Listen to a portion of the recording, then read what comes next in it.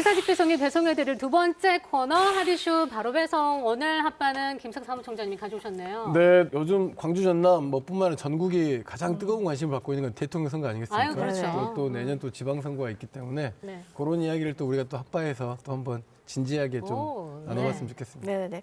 그 후보자들은 언론이든 SNS든 통해서 자기를 알리고자 막 노력하고 있잖아요. 그럼요. 근데 여기서 우리 유권자들은 자, 누가 우리를 대변할 수 있는 진정한 인물인지 옥석을 가릴 준비가 되어야 될 것 같습니다. 그제 저희 KBS 광주총국에서는 그 다가올 대선과 지방선거 여론조사 결과를 발표를 했습니다. 이번 여론조사를 통해서 내년 선거에서 광주 전남 시도민들은 어떤 선택을 할지 또 선거에서 어떤 변수들이 있을지 킹핀 정책 리서치 오승용 대표와 더 많은 얘기를 나눠보겠습니다. 어서 오세요, 대표님. 네, 안녕하십니까.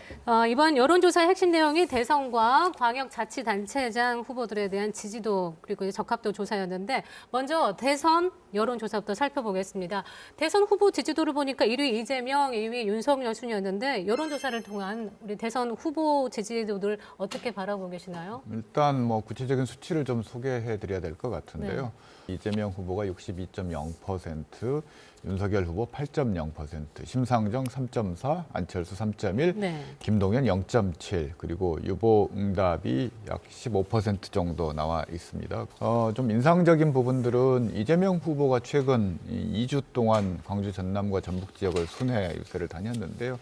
호남 지역에서 상대적으로 좀 예년에 비해서 낮았던 지지율들을 좀 끌어올리는 계기가 됐던 것 같다. 지지층 결집의 계기가 됐다라는 게 하나 좀 눈에 띄는 부분이고요. 두 번째로는 지지율 대비 호감도가 좀 낮았었는데 드디어 지지율에 부합하는 매칭되는 호감도 지표가 나왔다. 그런 점에서 이재명 후보나 민주당 입장에서는 뭐 좀 긍정적으로 받아들일 수 있는 여론조사인 것 같습니다. 그러니까 이전에 대선을 보면 광주 전남에서 민주당 대선 후보자들의 지지율이 80%가 이게 넘게 나오기도 했잖아요. 근데 이번 여론조사 보니까 62%네요. 요 차이가 있는데 요거를 어떻게 해석하면 될까요? 예년 18대, 17대 때 보면은 득표율은 89%에서 낮은 경우 80% 구간에 있었는데 네.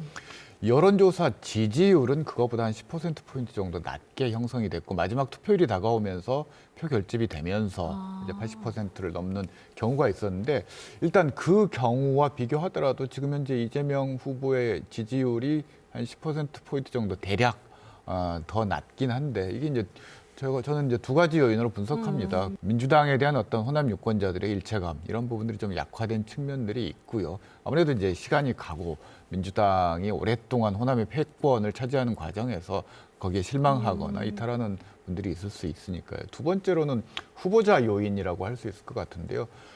최근에 회복되긴 했지만 호남 지역에서 비호감도가 호감도보다 높았습니다. 이재명 후보가. 후보자 원래 지지율이 정당 지지율보다 좀 높아야 되는데 이상하게 이재명 후보는 정당 지지율이나 문재인 대통령의 국정수행 지지도, 긍정도보다도 더 낮다라는 겁니다. 아마 이런 부분들이 어떤 확장성, 앞으로 표의 어떤 상승세를 가늠하는 데 있어서 다소 좀 민주당에게 주어진, 이재명 후보에게 주어진 과제일 수 있다고 봅니다. 그 여론조사 내용 중에 보면 진보 진영이나 보수 진영 후보 단일화에 대한 것도 좀 물었잖아요. 이 결과를 보면 진보 진영의 단일화 필요성과 보수 진영의 단일화 필요성이 좀 다르게 나온 것 같거든요. 그렇죠. 네, 어떻게 그렇습니다. 분석하고 계십니까? 일단 그 부분이 굉장히 전략적인 응답인데요. 아주 재미있는 부분입니다. 여론조사에서 이재명 후보의 지지율이 호남 지역에서 다소 좀 회복이 됐음에도 불구하고 많은 호남 유권자들이 불안하게 보고 있다라는 거죠. 그래서 이 추세대로 갔을 때 과연 최종적으로 승리할 수 있겠는가. 거의 절반 가까운 후보들이 선거연합, 구체적으로 이야기하면 제3지대 후보들과의 선거연합을 긍정적으로 봤다라는 것은 그만큼 이재명 후보 혼자 민주당 독자적인 힘으로 정권 재창출을 할 가능성에 대해서 좀 낮게 보고 있는, 부정적으로 보고 있는 측면들이 있다. 이렇게 뭐 평가하면 될 것 같습니다. 자, 그러면 다음은 광주시장 선거로 가볼게요. 여론조사 결과를 보니까 후보 적합도가 이용섭 시장이 27.6%, 강기정 전 청와대 정무수석이 25.3%로 오차 범위 내 접전을 벌이고 있습니다. 앞으로 민주당 경선 다툼에서도 굉장한 치열함이 예상이 되고 있어요. 지금 현재 오차 범위이기 때문에 어느 후보가 앞섰다 뭐 이렇게 이야기를 할 수는 없을 것 같습니다. 최근에 KBS 외해 지역 언론사에서 여론조사를 실시하고 있습니다만 대부분 오차 범위 내에서 접전을 벌이고 있다라는 거죠. 아직은 광주시장 후보 경쟁 구도가 대선 경쟁에 좀 묻혀서 본격화되지 않았기 때문에 이런 네. 결과가 나타나고 있고 상대적으로 유보층들이 많다라는 것은 이제 그런 측면에서 해석이 될 수 있는 부분인 것 같습니다. 네. 그 현직 프리미엄을 갖고 있는 이용섭 현 시장은 광주형 일자리 사업, 인공지능 AI 사업, 그리고 지하철 2호선 사업 등 굵직굵직한 현안들을 해결해 나가면서 시정 평가에서 56.1%의 좀 높은 평가를 받았습니다. 하지만 이용섭 시장은 당내 경선을 통과해야 되잖아요. 그러니까 조직 동원력이나 당심을 모을 수 있는 능력이 강전 수석보다는 조금 약하지 않나라는 얘기가 좀 있습니다. 아마 그 조건은 크게 다르지는 않은 것 같고요. 오히려 시장은 자원을 배분할 수 있는 위치에 있기 때문에 광역 단체장의 경우는 다 권리당원 50%, 시민 여론조사 50%이고 직능 단체를 비롯해서 이런 접근성이 더 우월한 측면들이 있기 때문에 속단할 수 있는 단계는 아니라고 보고요. 네. 어느 후보가 더 본인의 가치들을 만들어낼 수 있는가가 저는 더 중요하다고 봅니다. 네. 강기정 후보에 대해서 좀 질문을 드리면 4년 전에 어쨌든 당내 경선을 통과하지를 못했었잖아요. 그렇죠. 근데 최근의 행보가 보면 젊은 청년들을 좀 많이 만나러 다니는 강연 정치를 하고 있다 뭐 이렇게 보고 있거든요. 강기정 전 수석에 대한 뭐 이런 전략들에 대해서는 어떻게 평론하고 싶습니까? 저는 개인적으로 뭐 이해는 갑니다. 청년 그리고 공부하는 모습들, 생활 패턴에 있어서 어떤 본인을 바꾸려고 하는 변화되는 모습을 보여주려고 하는 접근들은 저는 긍정적으로 보고 있는 측면들이 있긴 한데 네. 오히려 이제 다른 측면에서 봐야 되는데 대통령이라든지 광역단체장의 경우에는 일정한 시대 정신의 반영인 경우가 많다라는 겁니다. 두 가지 변수인데요. 첫 번째로는 포스트 코로나 시대의 리더십이 어떤 것인가. 이것은 사실은 관료형 리더십처럼 되는 일도 없고 안 되는 일도 없는 이런 애매모호한 리더십 스타일로는 대중들의 소구하기 좀 힘든 측면들이 있고 과감한 결정, 리더십, 돌파력 이런 부분들이 좀 소구되는 측면들이 있다. 이 두 번째로 살펴봐야 될 부분 중에 하나가 본인이 약점으로 가지고 있는 측면들을 억지로 감추거나 혹은 보완하기 위해서 행보를 하게 될 경우